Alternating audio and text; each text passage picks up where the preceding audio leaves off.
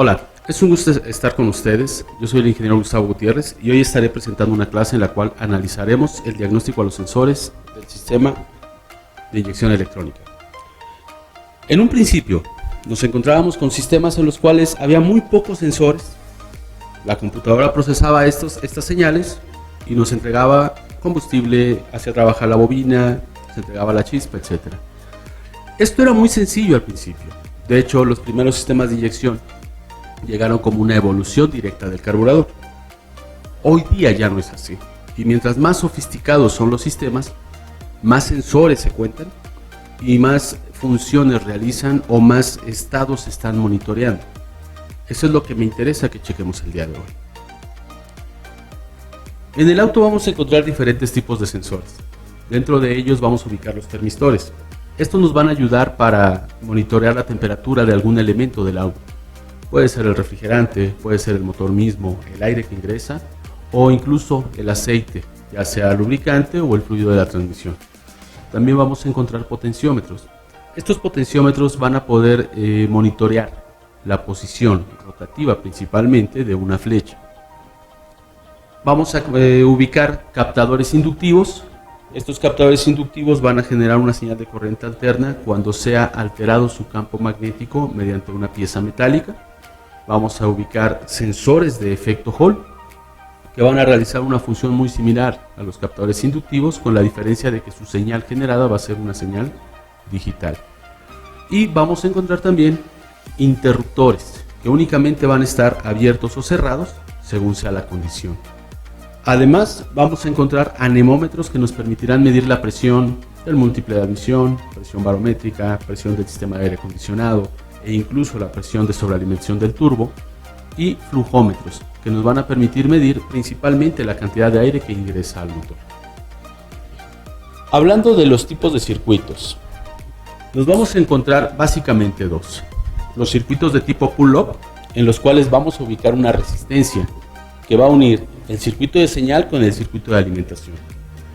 Vamos a encontrar circuitos de tipo pull-down, en los cuales esta resistencia se va a eliminar. ¿Cuál es la diferencia entre uno y otro? En un circuito pull-up, si yo desconecto mi sensor, mi señal va a tener una tendencia a subir. ¿Va a subir a cuánto? A nuestro voltaje de alimentación de este sensor, que serían de 5 volts. Si yo quito esta resistencia, al momento de desconectar el sensor, la señal, en vez de subir, va a bajar. Se va a acercar a los 0 volts. Esa es una parte fundamental en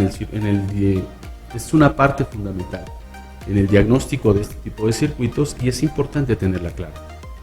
Hay otros más que son los acondicionadores de señal. Estos acondicionadores de señal utilizan, en vez de un convertidor análogo digital, un amplificador operacional. Ese amplificador operacional me va a permitir tomar una señal de corriente alterna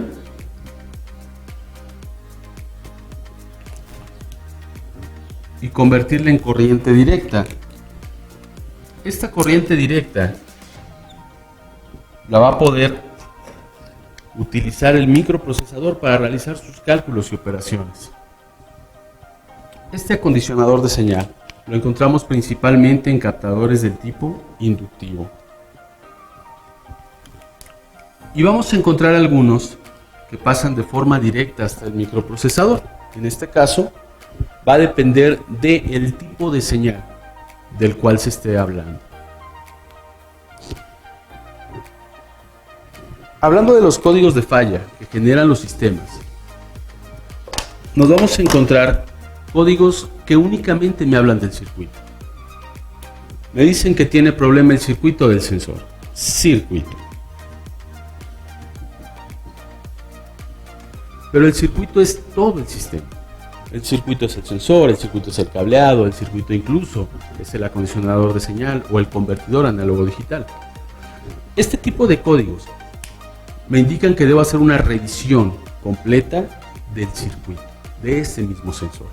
No me están dando realmente una orientación hacia dónde podría estar la falla. Después de ahí tenemos problemas de rango o rendimiento, es decir, en ese caso tenemos una señal que entrega el sensor que está dentro de los márgenes mínimo y máximo aceptables de la señal, pero no me está dando el rendimiento adecuado, es decir, mi señal me puede decir que el motor está frío cuando el motor ya pasó durante bastante tiempo funcionando. Mi señal me puede decir que está entrando una cantidad de aire específica cuando el motor ha aumentado y reducido las revoluciones por minuto o la misma carga. Entonces, el sensor me está generando una señal, pero esa señal no es acorde a las condiciones de funcionamiento del vehículo. Otro código que nos generan los sistemas es una señal de entrada baja, que me indica que la señal que se está llegando al PCM está por debajo de lo que el PCM espera.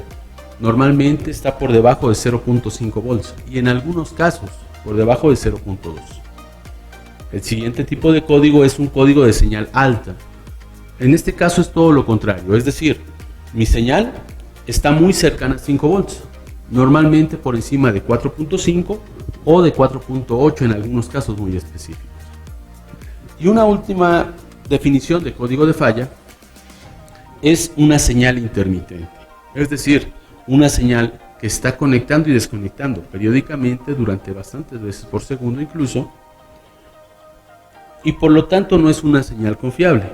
Una señal intermitente también se da cuando el sensor se calienta y se pierde la misma señal. Por lo general, estos códigos de señal intermitente vienen acompañados con un código de señal baja o con un código de señal alta que nos hacen referencia hacia dónde se está yendo mi señal. Y eso dependerá de si el problema es un corto a tierra, es un corto a positivo o es un circuito abierto, según sea el caso. Hablando de causas de falla, veamos un poco qué es lo que sucede en un circuito sencillo del tipo pull-up. En este caso vamos a encontrar nuestro sensor. Este sensor va a tener su masa. Esta masa va a llegar directo de tierra física. ¿Por qué no lo conecto yo a tierra física? Porque esto va a ser su referencia negativa. Si yo lo conectara a una tierra física, podríamos tener una elevación de voltaje que nos va a alterar el nivel de voltaje en la señal y por ende nos va a cambiar el funcionamiento del vehículo. Aquí tengo mi alimentación.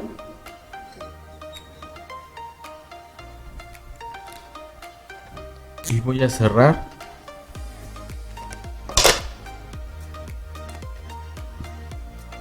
con mi circuito de temperatura del refrigerante.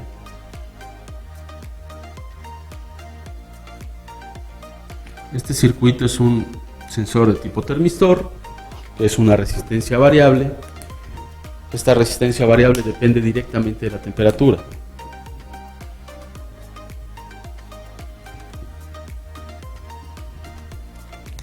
Cuando la temperatura en este sensor aumenta, su resistencia baja. Y ahorita vamos a ver qué es lo que sucede. Primero, debemos tener claro que este es un circuito de tipo pull-up. En este caso, si tenemos un problema de circuito abierto, me va a generar un código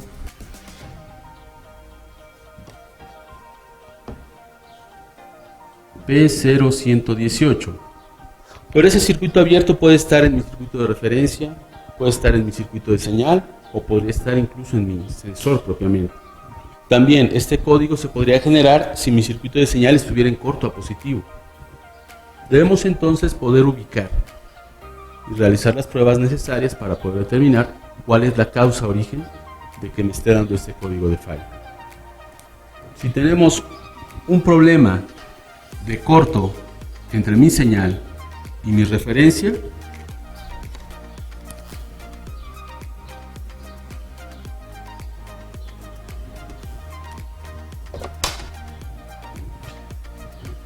aquí el código que me daría no sería un 117, perdón, no sería un 118, sería un P0117. Este código me dice que la señal es muy baja.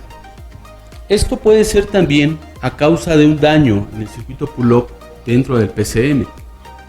Para poder ubicarlo tendríamos que realizar pruebas más extensivas. Lo mismo pasa si en vez de un sensor de 2 cables yo tengo uno de 3.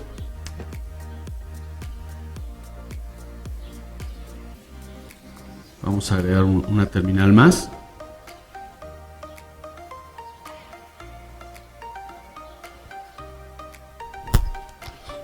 Y esta terminal evidentemente va a ser la alimentación.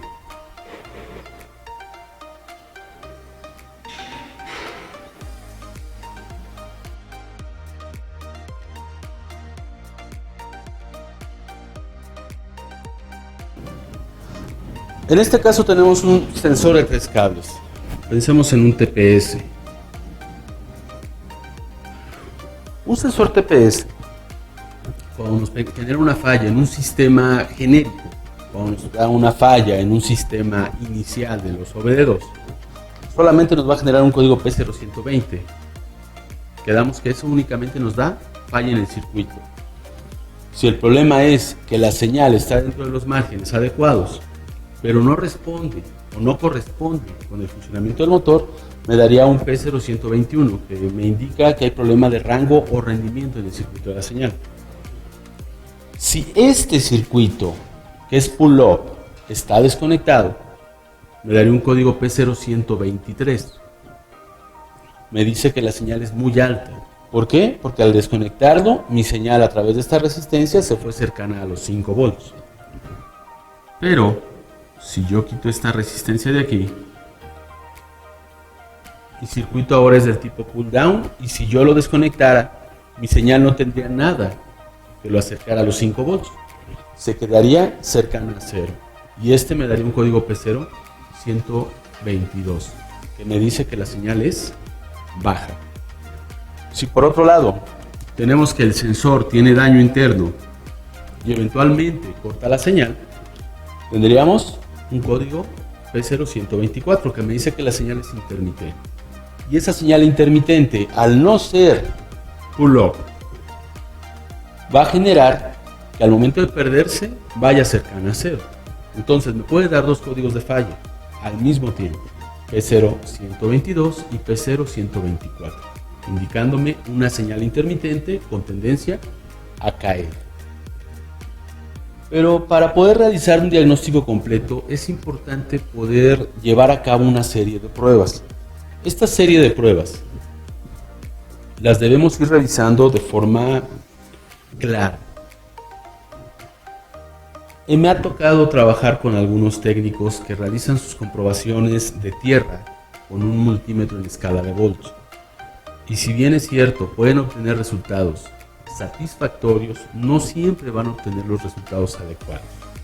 Y me ha tocado que están trabajando buscando una falla en el sistema, pero están solamente siguiendo su propia cola. Es decir, no hay una falla real. La falla la están generando ellos con su diagnóstico. O en su defecto, la falla está presente, pero no logran detectarla debido a estos procedimientos de prueba. Para ello, vamos a utilizar un multímetro. Un multímetro es un equipo que tenemos en todos los talleres prácticamente. Y vamos a ver cómo se realizan estas comprobaciones.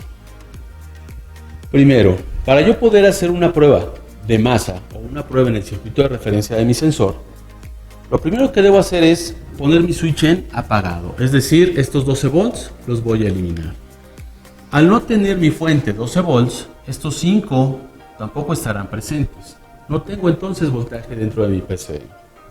Después voy a desconectar mi sensor. Esto aplica para cualquier sensor que lleve una referencia a masa proveniente del PCM. Voy a utilizar un multímetro, habíamos comentado. Ese multímetro lo ponemos en la escala de ohms, la escala más baja de ohms. Si mi multímetro tiene la escala más baja junto con la continuidad de la escala audible, no debo solamente guiarme por el ruido que haga el multímetro, debo siempre revisar mi lectura. Voy a conectar la punta negativa del multímetro a una buena tierra. Puede ser la tierra de la batería, puede ser tierra del bloque, etc. Y voy a conectar la punta roja de mi multímetro aquí. Ojo, normalmente estas son terminales hembra. Debo tener cuidado al momento de conectarla de no abrir las terminales en el arnés de mi sensor, porque de otro modo voy a tener daños que yo estoy generando. También eso es muy común cuando no tenemos cuidado.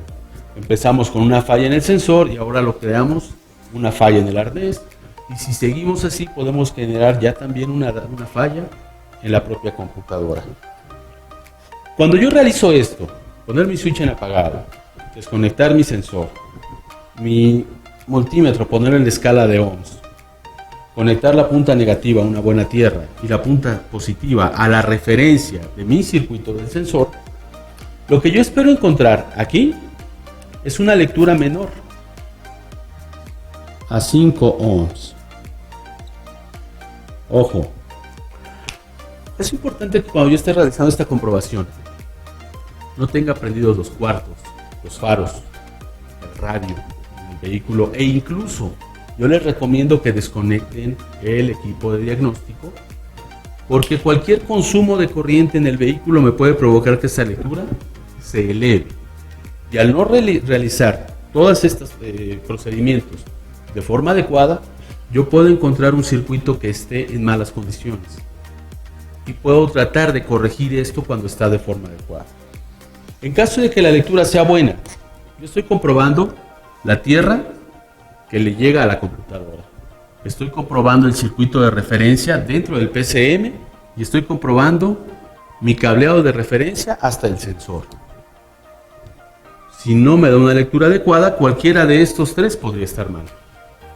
¿Qué es lo que debería hacer? Desconectar el PCM, medir continuidad a estas dos líneas, y si esos dos cables están en buenas condiciones, podría yo medir continuidad entre estas dos terminales de la computadora.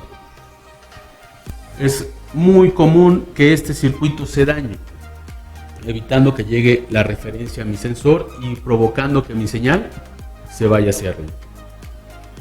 Esta sería mi prueba de masa o mi prueba del circuito de referencia. Insisto, lectura menor a 5 ohms.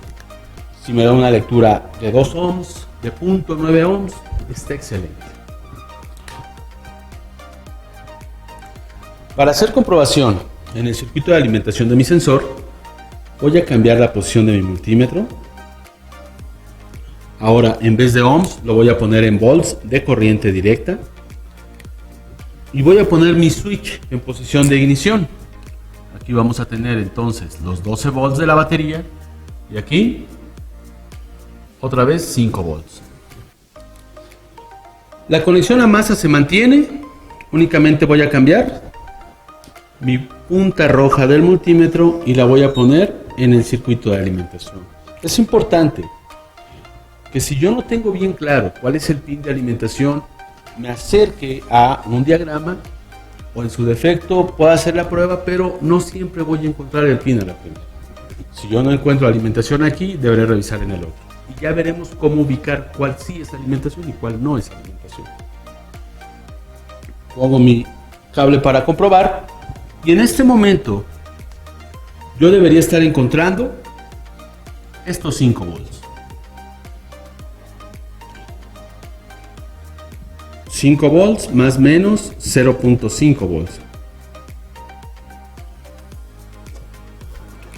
Con eso estamos comprobando que estos 12 volts le llegan al PCM, que la fuente opera de manera normal, que la circuitería dentro del PCM con la alimentación al sensor es adecuada y que el cable de alimentación está en buenas condiciones. Si por algún motivo yo no encuentro estos 5 volts, habría que revisar este cable de alimentación. Si el cable de alimentación está adecuado, deberíamos revisar el voltaje de alimentación de unos sensores más. Si estamos aquí checando el sensor TPS, podríamos revisar el sensor MAP, podríamos revisar el sensor ST, el sensor IAC, Y si en aquellos tenemos voltaje, pero aquí no, el problema va a ser circuitería. Si en ninguno tenemos voltaje, el problema va a ser principalmente en nuestra fuente. Después de ahí vamos a revisar nuestro circuito de señal.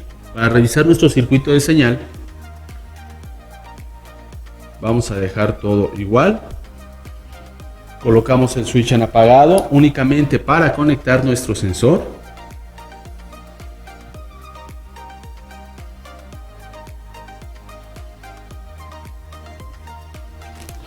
Y aquí lo que vamos a hacer es interceptar el circuito de la señal. Podemos utilizar un alfiler, podemos utilizar una sonda para interceptar este circuito. Volvemos a poner el switch en ignición y ahora vamos a poner hasta acá la punta roja de nuestro multímetro. Ojo, si está mi switch en ignición, tengo aquí 12 volts, mi fuente recibe 12, saca 5 que llegaron a la alimentación y estos 5 volts van a pasar a través del sensor y va a salir parcialmente por aquí. Parcialmente, ¿a qué me refiero? Mi circuito de señal normalmente va a darnos de 0.5 volts hasta 4.5 volts. ¿De qué depende? Si es un TPS, de la posición de la mariposa, si es un MAP, de la presión atmosférica, si es un sensor de presión del aire acondicionado, de la presión en el sistema de aire acondicionado. Igual para presión de aceite, entre otras cosas más. Por último, es importante checar el rango de estos sensores. Si yo estoy haciendo esta comprobación y me da un resultado, por ejemplo, 0.8 volts, yo debo comprobar con mi escáner que mi convertidor análogo digital tomó esta señal, la convirtió, la mandó al microprocesador y el microprocesador conectado con el equipo de diagnóstico me entreguen un resultado similar a esto, 0.8 volts. Si yo de forma directa detecto este voltaje y a través del escáner me indica que el voltaje es mucho más alto o mucho más bajo, muy probablemente nuestro convertidor análogo digital dentro de la computadora esté en mal estado. Ahora, hablemos de las fallas comunes en estos sensores.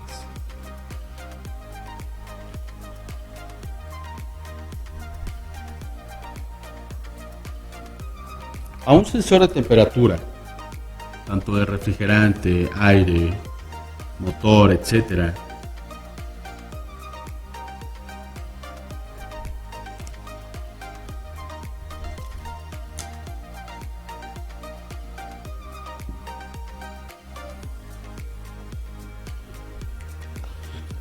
este sensor es del tipo pull-up, necesitamos aquí una resistencia adicional.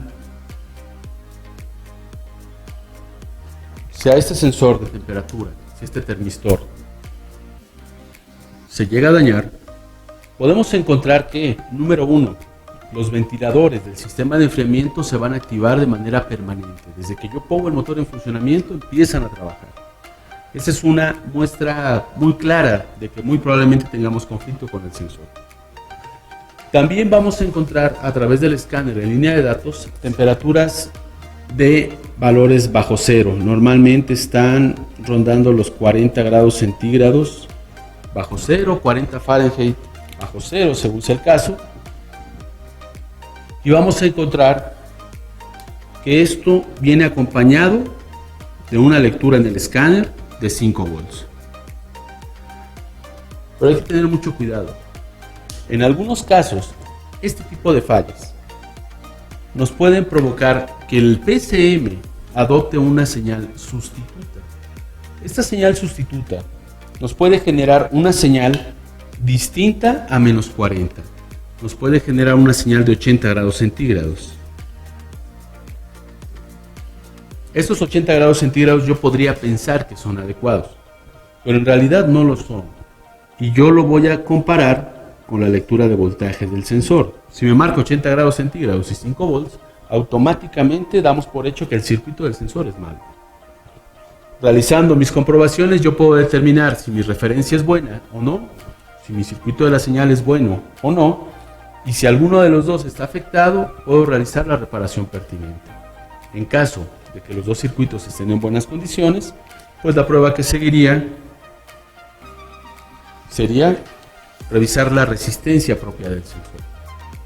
En muchas marcas, esta resistencia no tiene un parámetro establecido o un parámetro claro. Marcas como Chrysler, por ejemplo, me dicen que yo debo checar la resistencia del sensor y no me debe marcar ni cortocircuito ni circuito abierto. Cualquier lectura dentro de esos dos márgenes es buena. Si se dan cuenta, es muy amplio. Marcas como Ford, General Motors, Nissan nos marcan valores mucho más específicos. Entonces ya nos permiten determinar si está dentro de rango o no lo está. En caso del MAP y el TPS,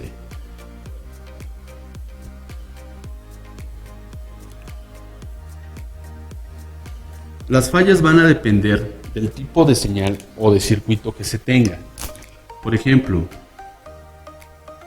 la mayoría de los MAP, la mayoría de los sensores de presión absoluta del múltiple de admisión, ojo, no son potenciómetros, son anemómetros, pero lo vamos a ilustrar de esta manera que es mucho más sencillo.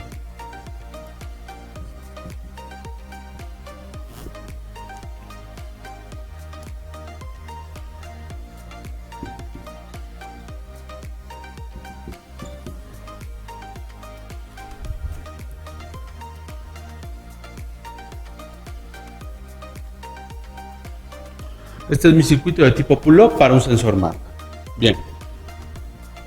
Si yo tengo problemas con el circuito de alimentación, aquí no me van a llegar 5 voltios. Pero al tener un voltaje inyectado a mi señal a través de esta resistencia, este sensor MAP no me va a generar un código de señal baja. No me genera un código de señal baja porque a pesar de no tener su alimentación, la señal tiene una resistencia positiva. Pero sí me puede generar un código de rango o rendimiento. El detalle es que en muchos de los casos esos códigos de rango o rendimiento no están presentes en la programación del PCM.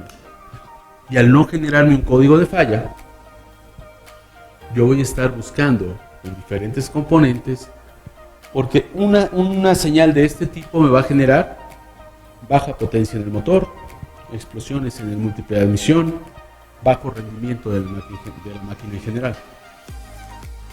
Si yo checo esto, únicamente lo voy a poder diagnosticar realizando una comprobación con el equipo de diagnóstico o con el escáner. En esa comprobación, yo lo que debo hacer es checar mi presión del múltiple y compararla con una tabla de presión contra altitud que me permite determinar si está dentro del rango.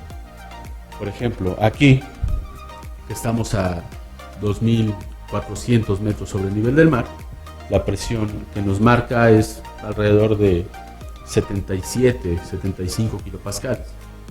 Pero mientras más nos acercamos al mar, la lectura va a ser más alta. Esto es importante. No me genera código, pero sí hay problema de rendimiento. Si por el contrario, mi problema es con la señal que se abre o con la referencia, cualquiera de las dos me genera exactamente lo mismo. Este voltaje llega a la señal y mi sistema automáticamente me detecta un voltaje muy alto.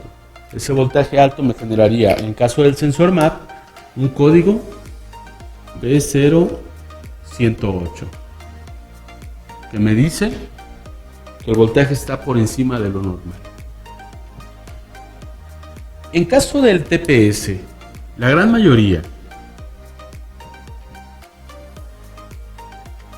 utilizan circuitos del tipo pull down, es decir, esta resistencia aquí no existe.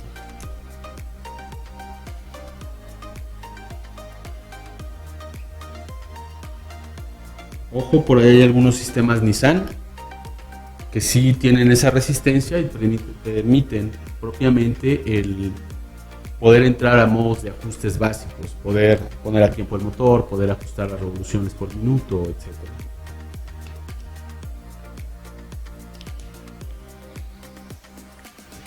Si a mi TPS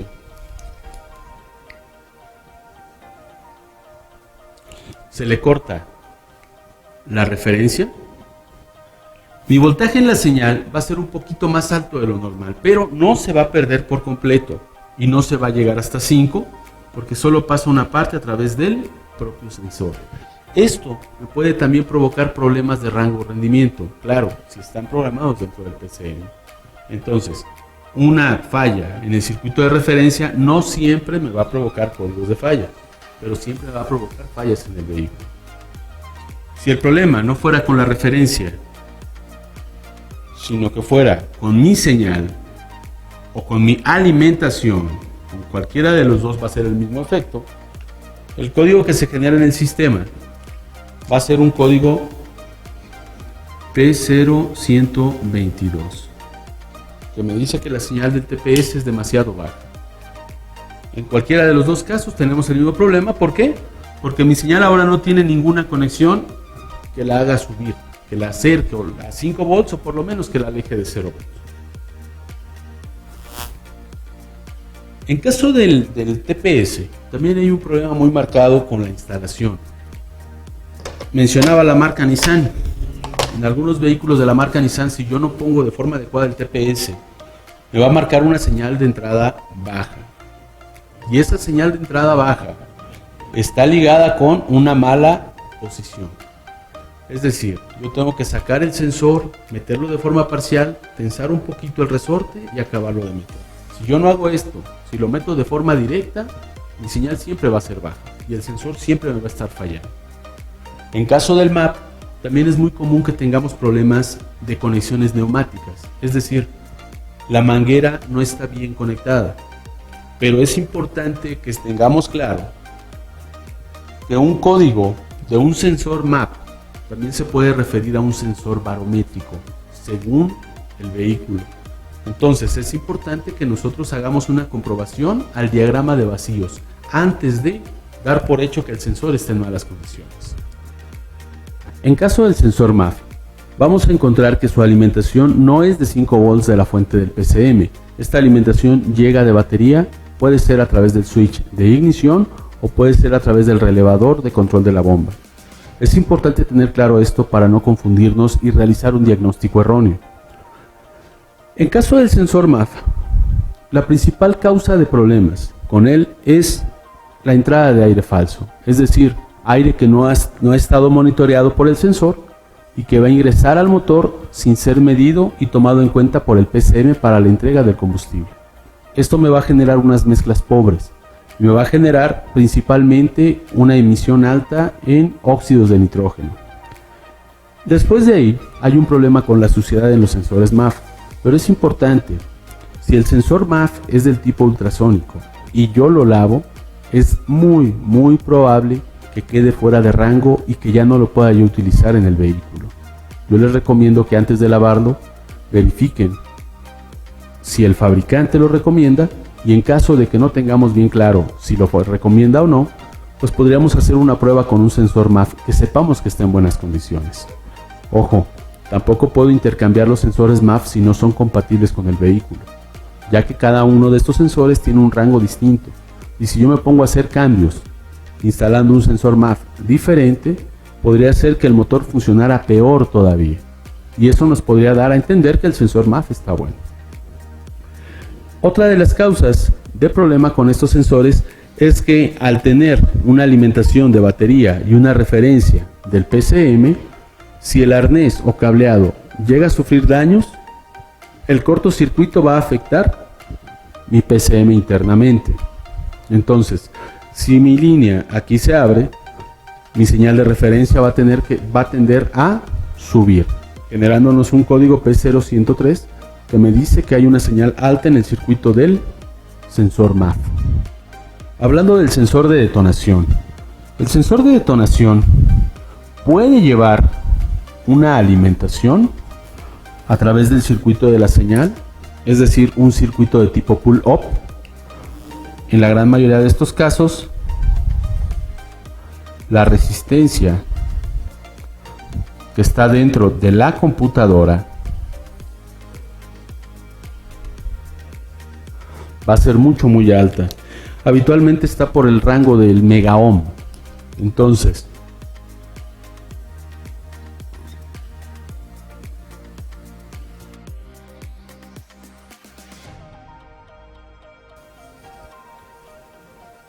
cuando este sensor KS, cuando este sensor de detonación se desconecta en su circuito, nos va a generar un código P0128 que me dice que la señal de voltaje en el circuito del sensor está muy alta. Por otro lado, si se juntan mis dos cables, me daría un P0127 indicándome que la señal es baja. En este caso, yo encuentro aquí un circuito pull-up. Si yo desconecto mi sensor, en esta línea voy a tener un voltaje cercano a los 5 volts. ¿Por qué digo cercano? Porque esta resistencia va a provocar una caída en la lectura de mi multímetro. Ahora, ¿cuáles son los problemas principales con el sensor de detonación? El más común, que mi sensor esté flojo. Un sensor flojo va a estar golpeando contra el bloque y contra la cabeza del tornillo repetidas veces. Esto me va a generar una señal de detonación falsa y el PCM va a generar un retraso en el momento de encendido, con su respectiva disminución en la potencia o en el rendimiento del motor. Entonces, nos vamos a encontrar con problemas de un motor que pierde potencia y cuando ya realizamos todas las comprobaciones resulta ser que el único fallo es el sensor de detonación y no lo estamos considerando. Otra más, cuando el sensor de detonación está desconectado, me puede generar un código P0128. Hay algunas marcas de vehículos que realizan una comprobación fomentando el golpeteo en el motor. Adelantan el tiempo, aumentan la carga de combustible. ¿Para qué? Para captar esta detonación. Si ya crearon el golpeteo y la detonación no es captada por la computadora, quiere decir que el circuito del KS está en malas condiciones. Y vamos a encontrar vehículos que en frío trabajan perfectamente, pero en caliente no pasan de 4000 revoluciones o pierden bastante rendimiento en el mismo motor. Otro sensor que nos vamos a encontrar va a ser el sensor de oxígeno. El sensor de oxígeno es importante. Vamos a encontrar por lo general 4 pines.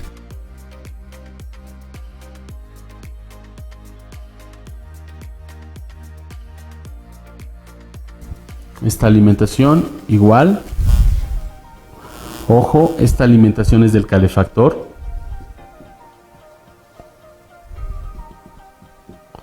Esta alimentación puede ser directa de batería, puede ser a través del switch, puede ser a través de un relevador para el mismo sistema. Y este de aquí va a llegar al control del calefactor.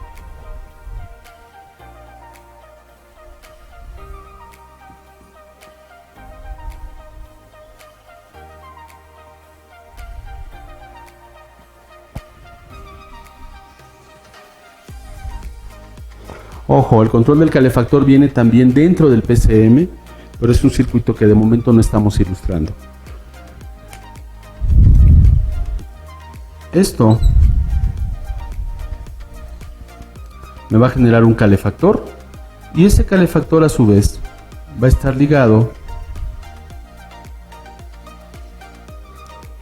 con nuestro sensor. Los sensores de oxígeno habitualmente son circuitos de tipo pull-up, pero aquí no siempre tienen 5 volts. Normalmente vamos a encontrar aquí en este circuito de señal 0.5.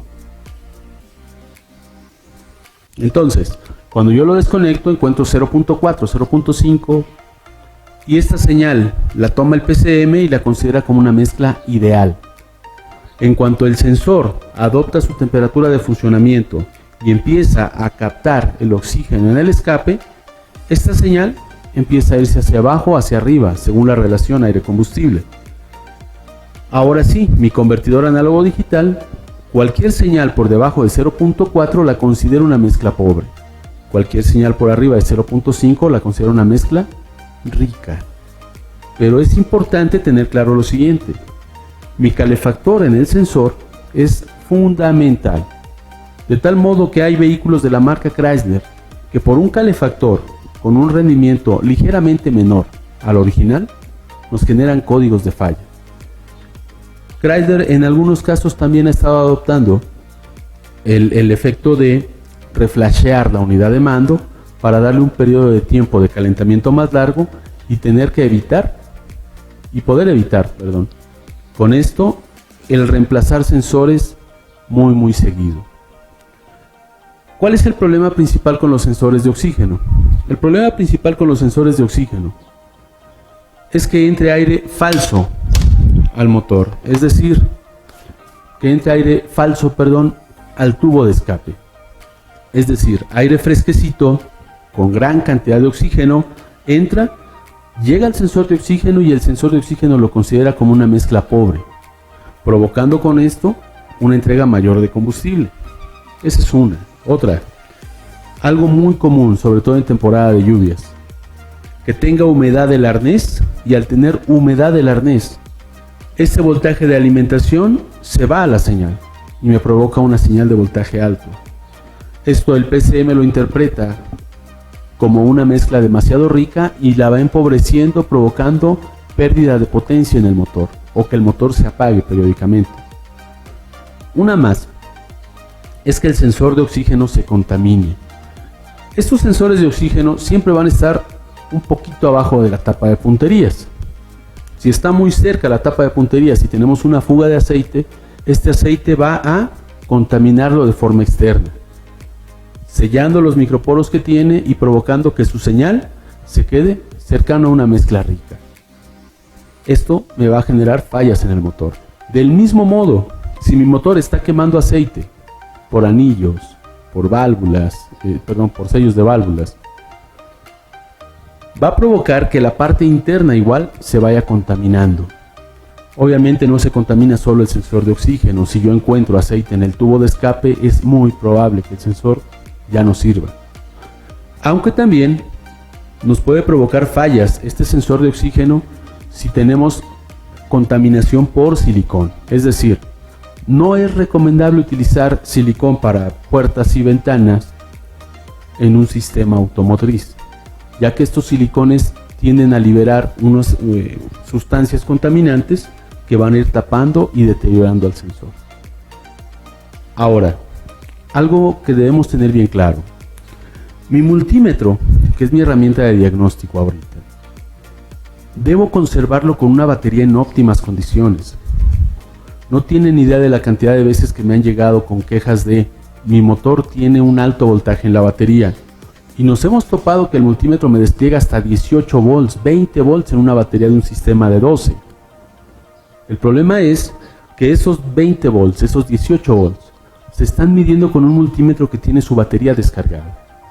Si en la carátula de mi multímetro me aparece el símbolo de batería, debo reemplazarla a la brevedad. Si yo no reemplazo la batería, nos vamos a encontrar siempre lecturas altas. En vez de leer 5 volts voy a encontrarme 7, voy a encontrarme 8 volts. Y todo esto me va a afectar. ¿Por qué? Porque mi diagnóstico no va a ser adecuado, no va a ser satisfactorio. Igual, si yo estoy midiendo resistencia con una batería baja, me va a dar lecturas mayores. Y lo que les dije al principio, vamos a estar correteando la cola porque nunca vamos a llegar a un diagnóstico certero. Vamos a estar perdiendo tiempo por no reemplazar una batería. Yo les recomiendo que utilicen baterías alcalinas, no de carbón, no recargables, ya que las alcalinas nos dan una mayor durabilidad y son más eficientes, sobre todo más confiables. Adicional a esto, debemos cuidar mucho los cables del multímetro.